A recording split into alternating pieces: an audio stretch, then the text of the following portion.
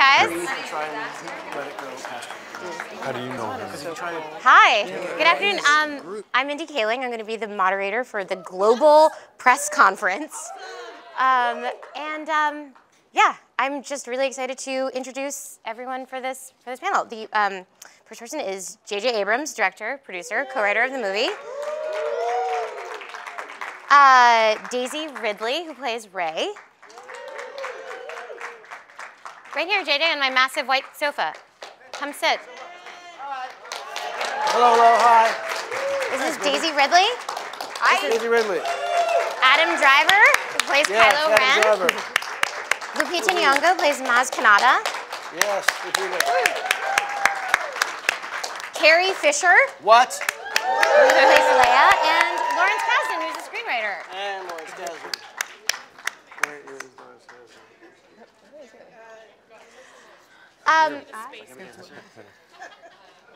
Okay. There's like No, here's Lawrence Kasdan. Where? Hello. Hi. This will be Yeah, for I think we Carrie. should sit down. Agreed. Where's Carrie? She's coming. Oh, where is Carrie? She's coming. I'm the last one now, when I was the first one. I was just going to start. My name is Mindy Kaling, and I know when you think of me, the first thing you think of is a huge Star Wars fan.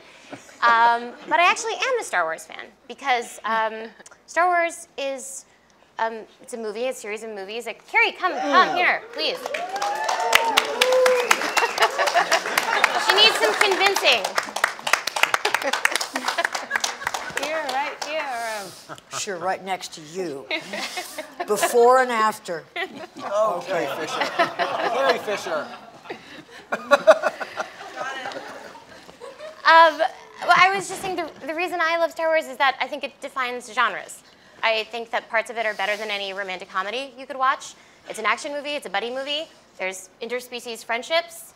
In fact, it's everything except those boxing movies that come out every holiday season. It really has everything. And I thought I would just tell you guys a little bit more about it. I'm here to run this press conference for a movie that needs no introduction, but I love to talk, so I am going to say a little bit more. On May 27th, 1977, George Lucas's Star Wars opened in US theaters. No one could have predicted the huge impact the imaginative movie would have on people, not just on audiences of the time, but generations to come. The film went on to garner 10 Academy Award nominations, spawn the birth of the visual effects industry, and rewrite the future of filmmaking and filmmakers. The Force Awakens begins a whole new chapter in this storied saga. Good luck, JJ. And while doing research on this, I saw every interview that these guys have done, and I talked to JJ, and I didn't want to ask them any questions that you could just Google the answers for. For instance, if you asked Daisy Ridley how she felt when she was cast, she's going to say, very excited. So I thought I would ask them questions that I've never heard. Oh, yeah. Actually, Adam Driver, you were like, never seen them, not a fan, which I thought was pretty edgy. Okay, never mind. So, JJ, I thought I would start by asking you the question I think everyone wants to ask you, which is, aren't you rich? Why did you want to do these movies? Don't you have a hot wife who doesn't need you to be in Abu Dhabi for 4 months at a time? You want to borrow money from him or something? I need $50,000 for an invention. I'll talk to you about it later, but An app. an app. Here's the thing. This is a project that I felt incredibly lucky to be asked to be a part of. And I think I speak for all of us, except for maybe Harrison, when I say this was not a job. I'm kidding. Harrison, was unbelievable. But the process of this movie, to a person on the crew, to a person on the cast, this was not a job, and it was nothing that I think any one of us took on because it was a gig that was available. It was something that felt like a true passion and something that every single person brought much more than any of us could have expected. And so I do honestly feel honored to be part of this group. Excellent. Who was the most difficult actor to work with? I have a guess in my mind who it is. I'm curious what your answer is. Well, it was definitely whomever's not on this couch. Got it. Oscar Isaac. Definitely Oscar. No. It was everyone was shockingly and eerily wonderful to work with, and to get to work with people like Carrie and Harrison and Mark and people who I was a fan of since I was 11 years old, and also actors like Lupita and Daisy and Adam and John. It was so much fun to see them work together and to see how that alchemy came out, and it was really a spectacular and fun thing every day on set. That's a great answer. Carrie, I have a question for you. I'm a big fan of your writing. I love Postcards from the Edge. You coined one of my favorite lines ever, which is, "Do you always speak in bumper sticker?" And I've seen a lot of interviews with you. And Do one I thing I can speak in say bumper for sticker? I'm sorry. Okay, never mind. One thing I can say about you is that you do not speak in bumper sticker. And I think it's because you get asked a lot of stupid questions. No, that's silly. And I was going to ask you, you have an amazing sense of humor. Do you think that Princess Leia has a good sense of humor? She would have to. Wearing those hair pieces. And, well, you should know that. This is all someone else's hair. Okay. So, Then you don't know. Adam, Kylo Ren looks hilarious and normal. Again, I have not seen the movie, but in all seriousness, he seems very focused and obsessed. And in my mind, he's like Robert De Niro's character in King of Comedy. Is any of this even approximating the truth? Again, I've not seen the movie. If so, I'm a genius. If not, then what is he like? Kylo Ren, Rupert Pupkin is what you're Is he asking. Rupert Pumpkin? And Lawrence, you can answer this question too. Yeah, he makes a lot of videos for his mom. It makes a lot of videos for his mom lives in his basement. He's a great cook. You know, he's a Scorpio. I think he's very unpolished and unfinished. And I think what JJ and Larry did, keeping all the vocabulary that everyone's very familiar with of Star Wars and the dark side, and keeping that very much intact, but also adding a kind of recklessness or something that's kind of unneat about it that I think people normally associate with the dark side being organized and very, in control and calm and in command. I think of the dark side as extremely organized. Right. Extremely organized in a very evil way. Yeah. Is that something that you've continued? Well, Larry, if you want to speak to this, but one of our thoughts was to try and do something that felt a little bit different in that regard. Yes. And that's why we were so excited about Adam playing this part, because there's never been a character like Kylo in the saga. And no, he hasn't got his shit all together, I would say. And Adam acts it so beautifully, because what you're looking at is, you expect this is some evil genius, but what you're getting is all the contradictions and the conflict that people feel. Any one of us can feel at any moment. That's what's so amazing about it, and I think that's what's unique about what Adam has done. Lupita, you play a former space pirate who now runs a bar. I'm wondering, this seems sort of, to me, like a female Sam Malone from the American TV show Cheers. Does that mean that Yoda is Norm? You might not know this. I was just going to say, could you talk about your relationship with Yoda? And is it convivial? Sexual. Carrie, just tell her a little bit about the show Cheers. Sexual, I said. Sexual. Sexual, okay. He was my first love. No. That's a movie I would like to see. Yeah, that's a good movie too. Ideas for Disney. Yeah. What? The question was, can you talk a little bit about your character's relationship with Yoda, which is something I like to. Can she? No. Well, I will say this, No, okay. that in an attempt to save my friend Lupita Okay. from this slightly Idiotic awesomely geeky question, which is that I do believe that Maz and Yoda at one point had crossed paths, but that is not something, of course, due to the events of past films, happens in this one. Okay. Okay. Yep. What do you say? Yeah. Exactly. You recently were in a play in New York City, and I'm wondering what the experience was acting with other actors versus what I can only imagine in this was at sometimes a very solitary experience shooting this movie. And Well, yeah.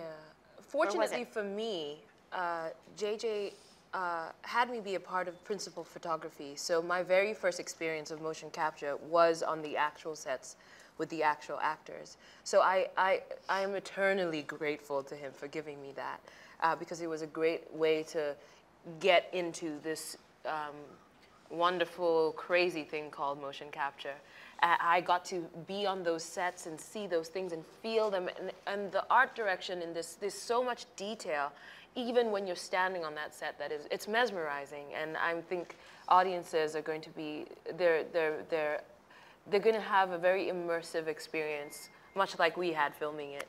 And so it was good to have that, and the physicality is something that then carries on into theater for sure. And that was the thing that attracted me to the idea of playing motion capture, the idea of working on a character that wasn't limited by my physical circumstances, and I could work with my body in new ways, and I've continued that onto the stage. If I can just say one thing that Lupita would not, which is that she was remarkably tireless and willing to experiment with different versions of this character. And it was kind of an amazing thing to discover over various iterations of Maz, what she sounded like, how she moved. It was really, I've never been through this before with an actor where we got to discover again and again and again kind of how to better tell the story we were telling. And it was just, I always felt guilty every time we started up another session, we did some reshoots, we did some work, and every single time Lupita was willing and game and deeply committed and into finding Maz Kanata's voice, and I'm just eternally grateful. Thank you, JJ. This confirms something I came into this thinking, which is that Lupita Nyong'o is a good actress. I was shocked to discover she's a spectacular actress. It never crossed my mind. Daisy, I know we have questions from everyone here, but I have a question for you, which is athletes have a walk-up song, which is when they're entering an arena, they have a song that they've chosen to like pumps them up and expresses who they are. Ronda Rousey's is Joan Jett's song Bad Reputation. And I was wondering what your character's walk-up song might be. I actually have one. Oh, I'm so excited. And not to advertise Disney anymore, but it's Mulan, I'll Make a Man Out of You. I'll Make a Man Out of You is your walk-up song? Yeah, I used to play it in the trailer before I went on. Can we hear a little bit of it? Oh my gosh. Mr. I'll make a man out of you. It's iconic, guys. So I think we should open up the questions. I have more, but I'll pop in inappropriately. Yeah, please. Okay. You, sir, with the glasses. Okay, guys. Thank you for letting me come to this. My question is for Mr. J.J. Abrams. What was the most important thing to bring to The Force Awakens from the original trilogy to you?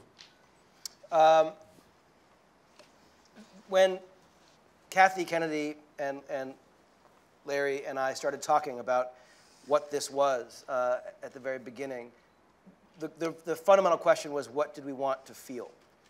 And what did we want people to feel when they came to this movie? And that was really the beginning of the discussion. And the answer was the kind of sense of discovery, exhilaration, surprise, the comedy that George Lucas put into Star Wars kind of was, for me, the thing that made me love the movie. But when you look at all the things that he got right, it's impossible and stunning. And so for us, at the very beginning, it was really about knowing why we were telling this story. And it was to give people that sense of possibility and magic that we all felt when we first saw the original Star Wars.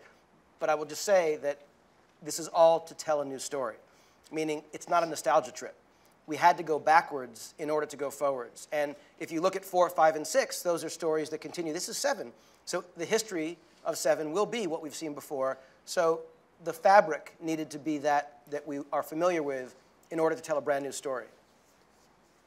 Thank you. Great. Hi, go Hi. So this question is for Carrie and Daisy. Can you talk a little bit about bringing out the girl power in the original trilogy and also The Force Awakens? No.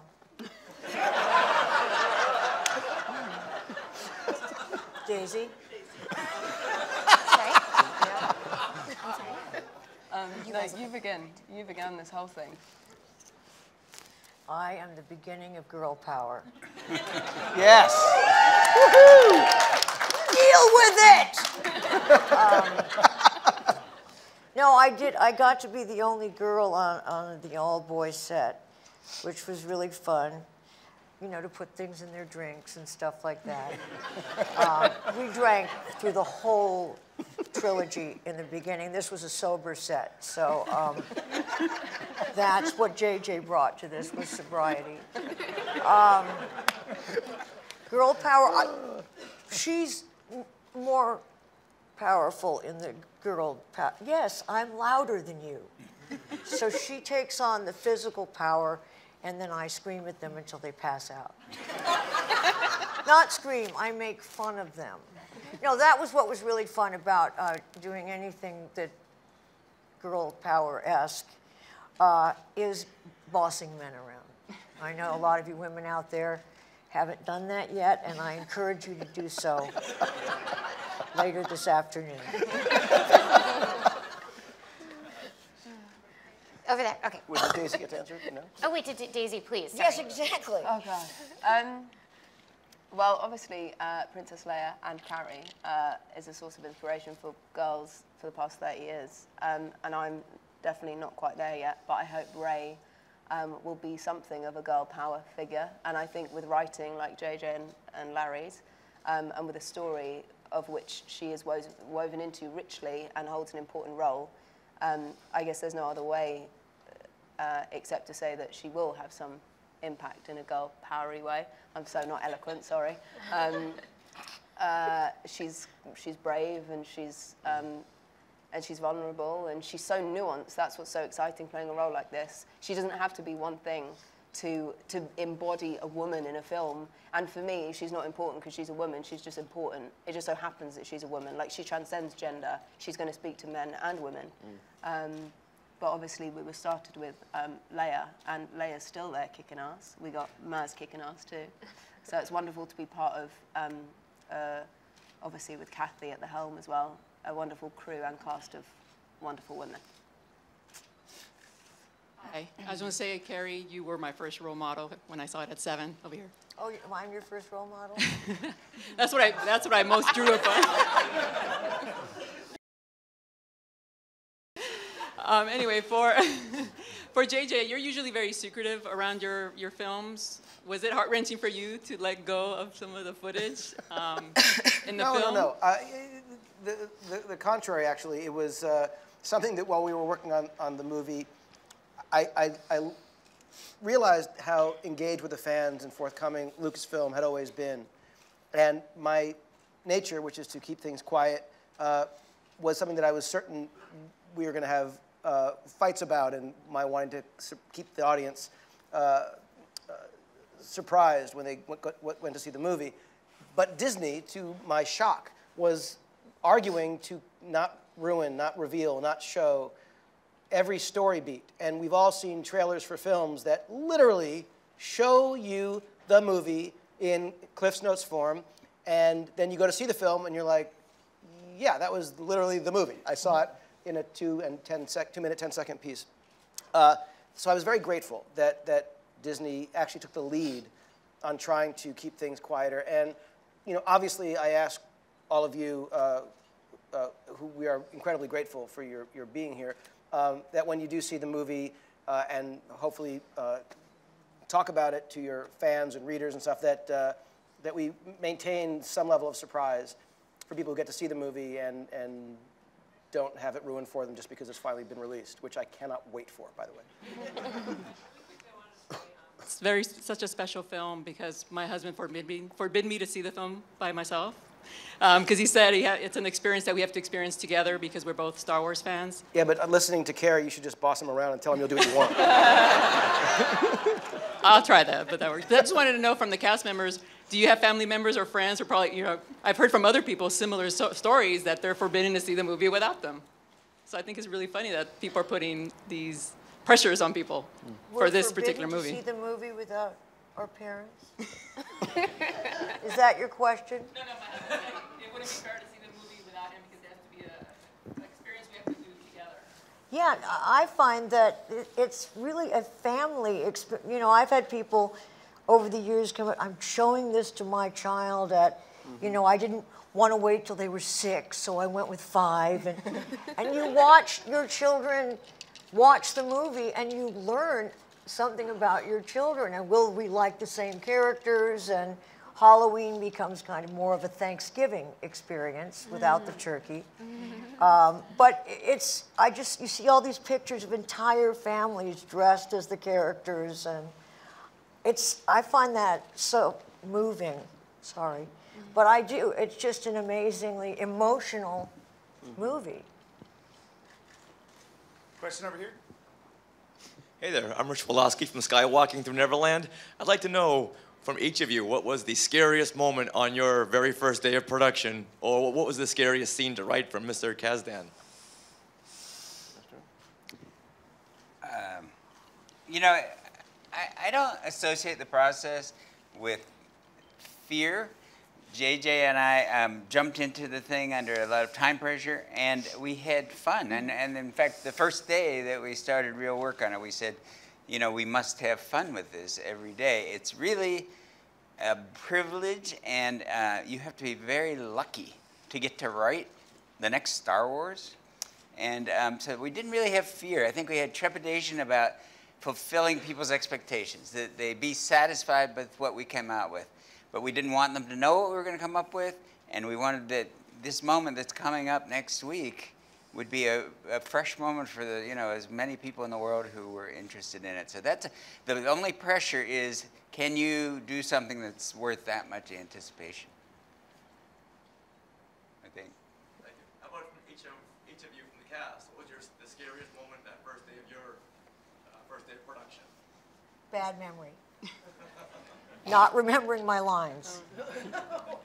That was scary. No, and I also, I'm the custodian of Princess Leia, so I never got out of character, and I wondered if that would be noticed. No, but I was very nervous. Just, it's been, you know, 40 years for other people in the, no, it's been a long time. And I don't like looking at myself at this age in a large way. So that was scary and remains so. This question. Are we going through? Lupita, please. For me, it was playing a motion capture character. This was something completely new to me. And walking into a room, I had to do this thing where they had to take my picture from all directions at one time. And I had to stand in the middle, and there was 360 cameras all around me. And that freaked me out.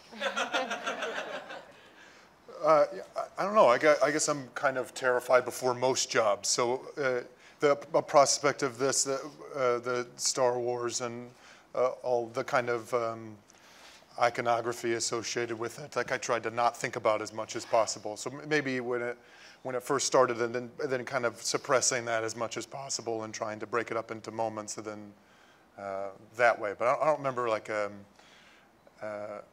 One thing in particular that seemed particularly terrifying. My whole first day was pretty terrifying. I couldn't find a moment that was any less or more than the other. I think for me it's being cast in a role, as everyone knows, I've not really done much before. So other people saw something in me that perhaps I didn't see myself, and I'm still not quite sure if it's there. The fear of not fulfilling that potential was terrifying.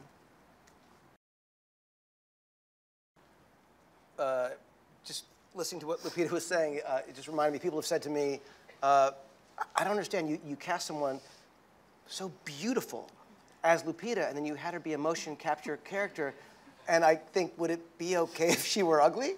Like, what like, yeah. You know, anyway, I cannot wait for you to see the work that everyone on this couch has done in the movie. the scariest day for me was when Harrison Ford was injured, which was just absolutely hideous. But the every day felt like there were challenges because I knew how important this was to so many people, and that was never a presence that went away. And so every decision I knew had this importance, and yet we had a day to make, we had a story to tell, and it was always about trying to do the best work possible. Thank you. Andy Howell, Science vs. Cinema, and Ain't It Cool News. This question is for J.J. Abrams. Since the original trilogy, we've sent probes to lots of the planets in our solar system, and we've discovered hundreds of new extrasolar planets. Did anything we've learned from science make its way into the design of planets in this movie? No.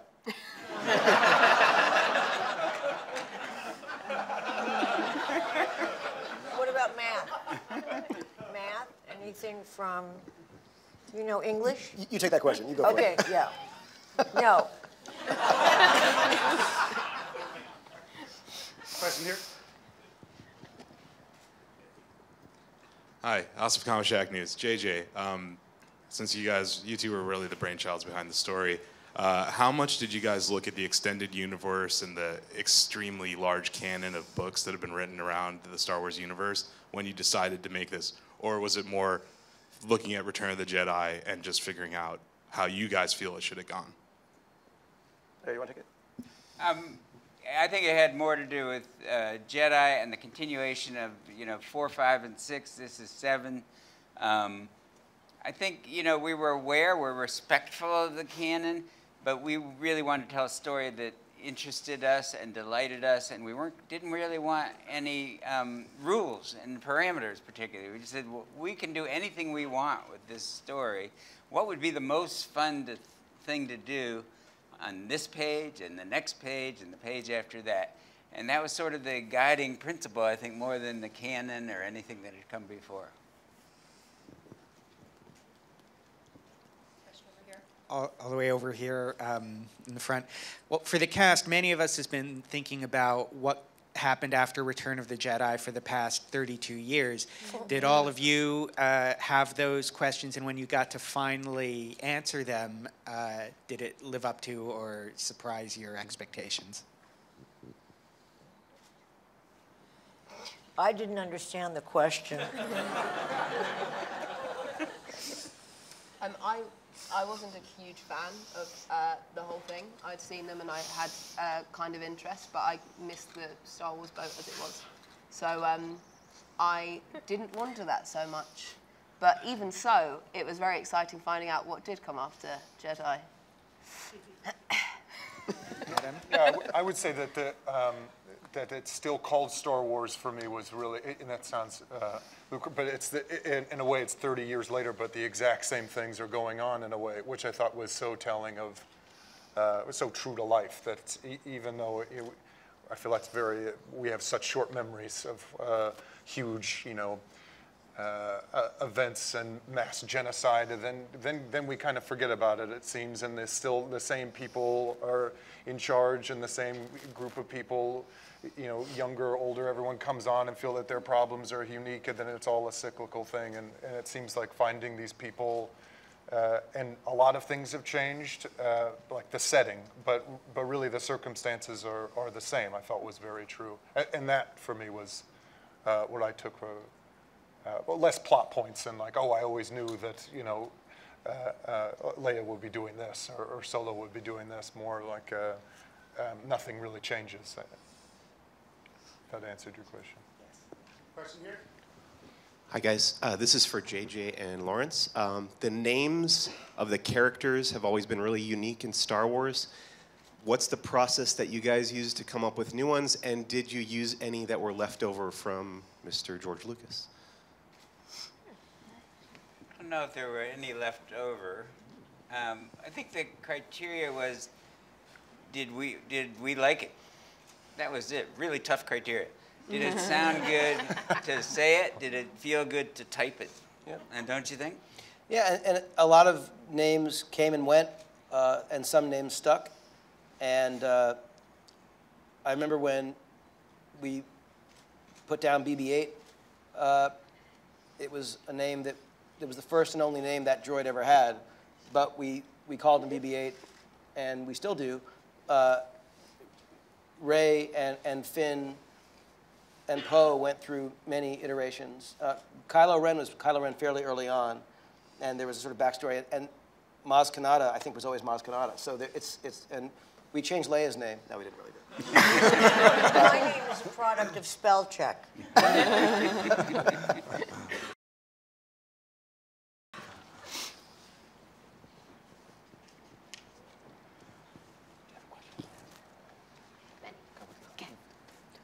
Hi, this question is for JJ.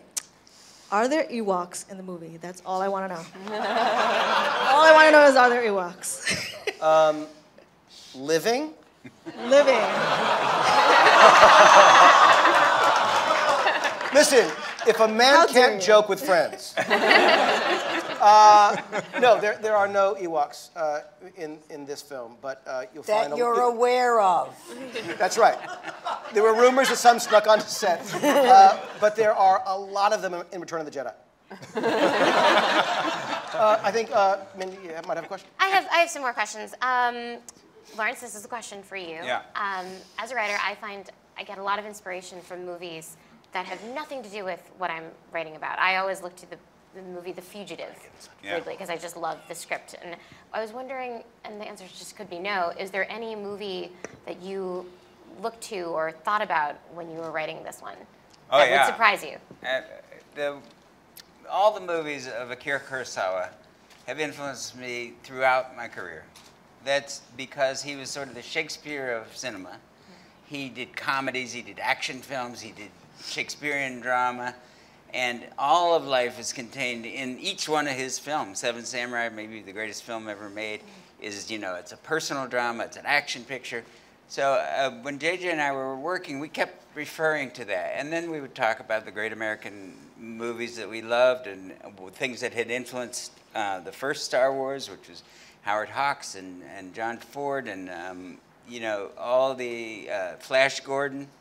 And because when George made A New Hope, he was influenced very much by Kurosawa and by Flash Gordon and by The Wizard of Oz. And I think that all those movies you can feel them in A New Hope, and everything that's in A New Hope has come down through the movies to this day, I think.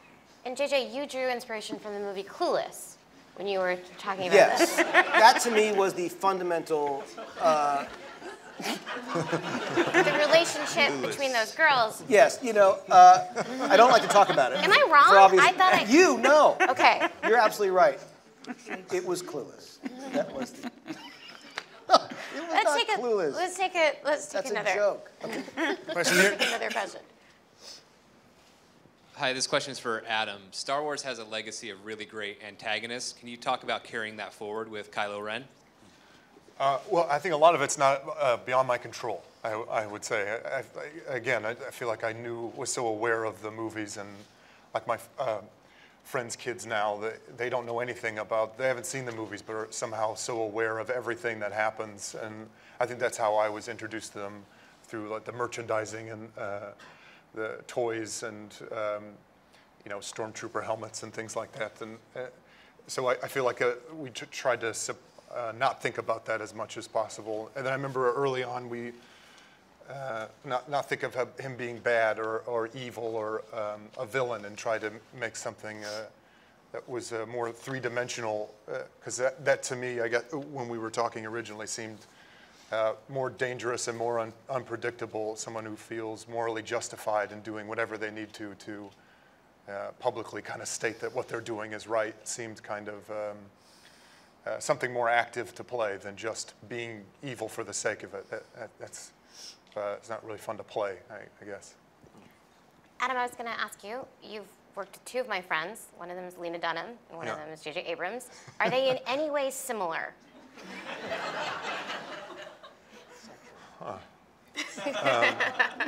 Yeah, actually, in an amazing ability to compartmentalize, and I mean, they do this both in very different ways. Sociopaths. So they're both crazy. They're Crazy. both nuts.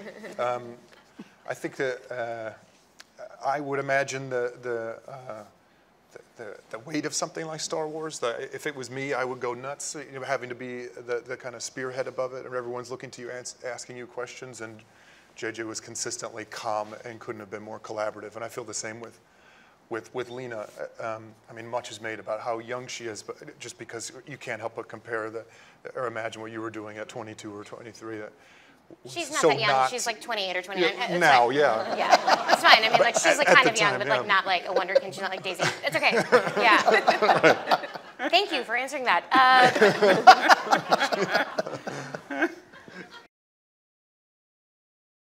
Okay. Hi, guys. I love to stay to the end of the credits of every movie, so I'm just wondering, is there an Easter egg or an extra scene at the end of this that we should look forward to? No, there's not. There will be now, though, right? All the scenes are actually in the movie. He likes to sit to the end of the credits to see if there's a scene at the end. It's like outtakes. I have a question about costumes. Okay, my first question is for J.J. Abrams. Which was the most difficult costume to put together? And then for each of the characters, I'd like to know how long it took you to get into costume. So the costume that was the most challenging, I think, for us to arrive at, and Michael Kaplan, the costume designer, I cannot wait for you to see what he's done in this movie. There are so many cool, and many you have not seen at all, costumes that are extraordinary. The most difficult one was Kylo Ren, and we went through, I don't know how many hundreds and probably thousands of iterations and different versions. And one of the great things about that was, over the course of that, the costume for Captain Phasma was designed that was actually pitched as a Kylo Ren costume originally. And for story reasons, it didn't make sense and didn't work. But we suddenly realized, oh my God, this is one of the greatest looking costumes I've ever seen. And he, then she, became one of my favorite characters in the movie. But the design of Kylo Ren was the most difficult one. And when we finally saw the mask and the beginning of that design, it was really instantly clear that was the winner. And I'm very grateful to Michael and his whole amazing team. Was there a question about how long it took to get into the costume? 20 minutes? Does that seem long or short? That's amazing. Obviously, I had, because putting the arms things on and everything takes a while, and the wraps and everything, had a wonderful woman called Callie helping me. I think the first time took like an hour and a half, and then we got it down to like 20 minutes, I think. For me, it took about, well, my costume, I didn't have a costume because I was a motion capture character, but to get suited up took about, in the beginning, it took like 2.5 hours, maybe 3. And then by the end, we had it down to about an hour 15. Lupita had dots on her teeth. Yeah. Like everywhere. She had dots all over the place, and it was, I actually, not until today have I met her without dots. It's fantastic. I'm still finding them in things, like in shoes.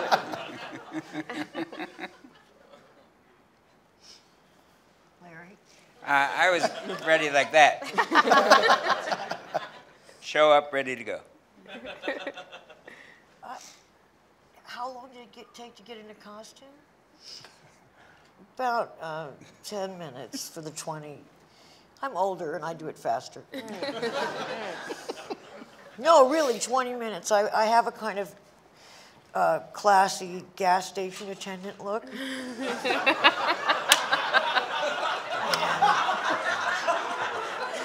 That's not funny. So that doesn't take long to That's put my on. favorite thing of a classy gas station. Well, look at it. Or I could say I was an airplane repair person with a nice vest over that and different hair than most airplane mechanics would normally have. The end. Last question. There's been so much amazing publicity for this film, lots of hype and product tie-ins and SNL sketches and all kinds of stuff. And this weekend, Carrie's amazing interview on Good Morning America went viral.